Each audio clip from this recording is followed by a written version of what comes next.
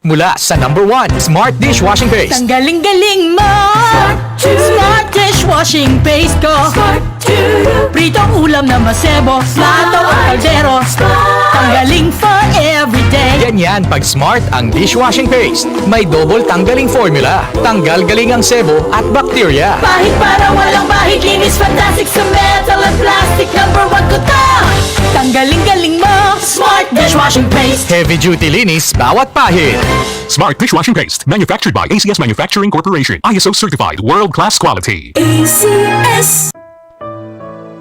Pagbasa sa Aklat ng Kawikaan, Kabanata 13, Talata 1 hanggang 25. Ang anak na may unaway nakikinig sa kanyang ama, ngunit walang halaga sa palalo ang paalala sa kanya. Natatamo ng mabuti ang bunga ng kanyang kabaitan, ngunit ang ninanasan ng masama ay puro karahasan. Ang maingat magsalita ay nag-iingat sa kanyang buhay, ngunit ang taong madaldal ay nasasadlak sa kapahamakan. Ang tamad ay nangangarap ngunit hindi natutupad, ang hangarin ng masikap ay laging nagaganap. Ang taong matuwid ay namumuhay sa kasinungalingan, ngunit ang salita ng masama ay nakakahiyang pakinggan. Ang mabuti iniingatan ng kanyang katuwiran, ngunit ang masamay ipinapahamak ng likong pamumuhay. May taong nagkukunwang mayaman subalit wala naman, ngunit ang iba'y nag-aayos mahirap bagaman sila ay mayaman. Ang yaman ng isang tao ay pantubo sa kanyang buhay, ngunit sa isang mahirap, ito ay hindi nakababahala. Ang matuwid ay tulad ng maningning na ilaw, ngunit ang masama ay lamparang namamatay. Ang kapalaluan ay nagbubunga ng kaguluhan, ngunit ang pakikinig sa payo ay nagbabadya ng karunungan. Ang kayamanang tinamo sa daya ay madaling nawawala, ngunit ang kayamanang pinaghirapan ay pinagpapala. Ang matagal na paghihintay ay nagpapahina ng kalooban, ngunit ang pangarap na natupad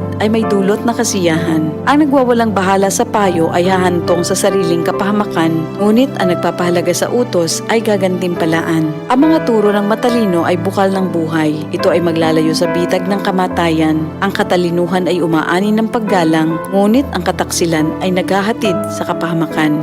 Ang katalinuhan ng isang tao ay nakikita sa kanyang gawa. Sa kilos ay nakikilala ang taong walang unawa. Ang masamang tagapagbalita ay lumilikha ng kaguluhan, ngunit ang mabuting tagapamagitan ay lumulutas ng alitan. Kahihiyan ng kasasadlakan ng hindi nakikinig sa saway, ngunit ang tumatanggap ng payo ay mag-aani ng karangalan. Ang pangarap na natupad ay may dulot na ligaya, ngunit ayaw iwan ng masama ang kasamaan niya. Ang nakikisama sa may unawa ay magiging matalino, ngunit ang kasama ng mangmang ay masusuong sa gulo. Ang hinaharap ng masama ay kahirapan sa buhay, ngunit sagana ang pagpapalang sa matuwid ay naghihintay. Ang matuwid ay nag-iiwan ng pamana hanggang sa kaapu-apuhan, at sa matuwid na uuwi ang naipon ng isang makasalanan. Ang bukid ng mahihirap may pangakong kasaganaan, ngunit ito'y nasasayang dahil sa kawalan ng katarungan.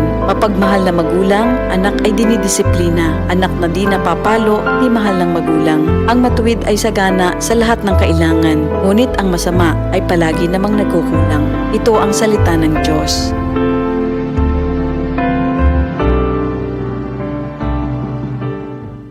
DCXL News, ang himpilan ng RMN.